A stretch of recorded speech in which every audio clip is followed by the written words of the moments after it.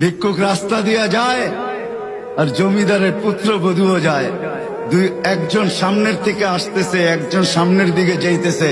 দুইজনের ক্রসিং এর সময় ভিক্ষুকের গায়ের কাদা জমিদারের পুত্রবধূর গায়ে লেগে গেছে।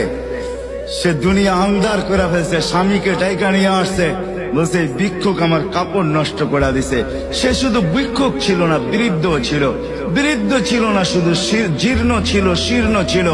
শরীরে কাপড় ছিল না, ফাটা চিরা কাপড় ছিল। পায়ে জুতা ছিল না, পেটে ভাত ছিল না। জমিদারের পুত্র সইতে পারে নাই, যৌবনী শক্তি সয়তো সয় কি কইরা তার স্ত্রীর গায়ে ভিক্ষুকের কাদা। বস সমগ্র শক্তিকে হাতে একত্র করা বৃদ্ধের কালে বসায়। বৃদ্ধ কিচ্ছু বলে নাই, শুধু উপরের দিকে তাকায় দুই তিনটা শব্দ উচ্চারণ করছেন। শব্দগুলা হলো ইয়া মাল্লা তারা হলো ওয়ুন, ও আল্লাহ চোখে দেখা যায় না। ও তারা কুল্লা শাই, তুই সব দেখিস। ফারা তারা মা বি, তুই কি দেখিস না আমার সাথে কি ঘটতেছে? এটা কি দেখিস না? বলতে দেরি যুবক, মরতে দেরি হয় নাই। জমিদার চলে আসছে, প্রতিশোধ নিবে।